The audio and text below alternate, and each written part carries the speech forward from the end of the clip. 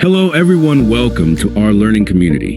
Here, we share medical education and MCQ practice to help you succeed in international exams.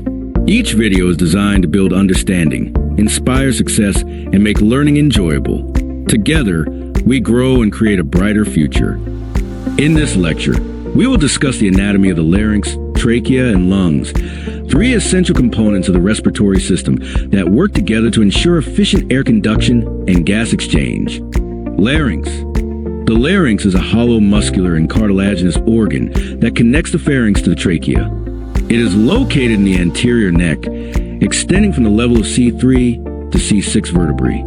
It functions in air passage, phonation, and protection of the lower airway during swallowing. The framework of the larynx is formed by 9 cartilages. Unpaired, thyroid, cricoid epiglottis. Paired, arytenoid, corniculate, cuneiform. The thyroid cartilage forms a laryngeal prominence, while the cricoid cartilage is the only complete ring and marks the lower boundary of the larynx. The epiglottis acts as a lid over the laryngeal inlet during swallowing. The larynx is divided into 3 regions. Supraglottis, above the vocal folds. Glottis contains the true vocal cords and rhemoglottis. Subglottis extends from vocal cords to the lower border of cricoid cartilage.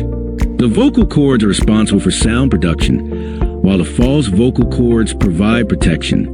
Muscles of the larynx are divided into intrinsic muscles, control vocal cord movement. Extrinsic muscles move the larynx during swallowing.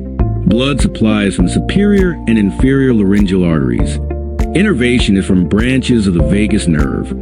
Superior laryngeal nerve. Recurrent laryngeal nerve supplies all other intrinsic muscles. Clinically important aspects include hoarseness due to nerve injury, laryngeal obstruction, laryngitis, emergency airway access via cricothyrotomy, trachea.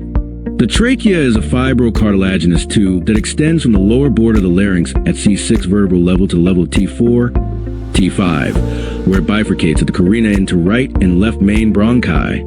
It measures approximately 12 centimeters in length and lies in the midline anterior to the esophagus. The trachea is composed of C-shaped hyaline cartilage rings, which keep the airway open.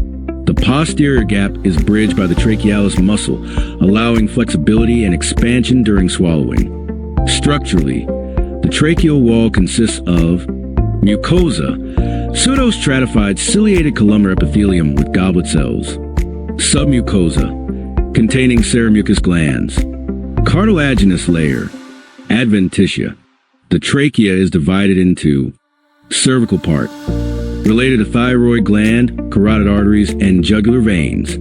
Thoracic part, related to the aortic arch, esophagus, and major vessels. Blood supplies from inferior thyroid arteries and bronchial arteries. Venous drainage follows corresponding veins into systemic circulation.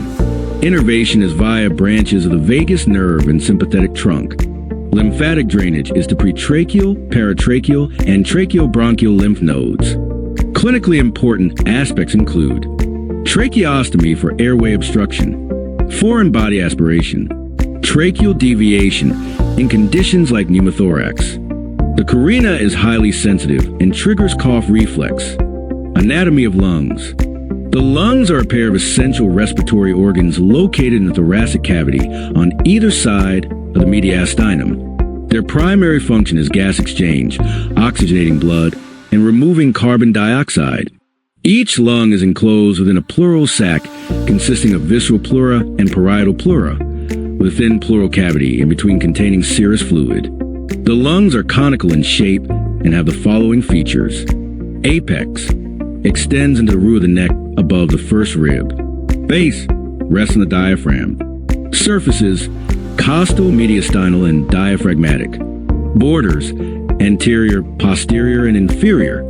The right lung is larger, shorter, and wider, and is divided into 3 lobes, superior, middle, and inferior, separated by horizontal and oblique fissures. The left lung is smaller due to the presence of the heart, and has 2 lobes, superior and inferior, separated by an oblique fissure. It features a cardiac notch and a tongue-like projection called a lingula. On the mediastinal surface of each lung is a hilum, which transmits structures forming the root of the lung, including primary bronchus, pulmonary artery, pulmonary veins, bronchial vessels, lymphatics, and nerves. Internally, each lung is divided into bronchopulmonary segments, which are functionally and surgically independent units supplied by segmental bronchi and arteries. The lungs receive dual blood supply. Pulmonary circulation. Pulmonary arteries bring deoxygenated blood. Pulmonary veins return oxygenated blood. Bronchial circulation supplies lung tissue via bronchial arteries.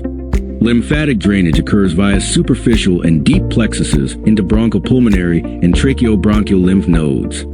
Innervation is through the pulmonary plexus.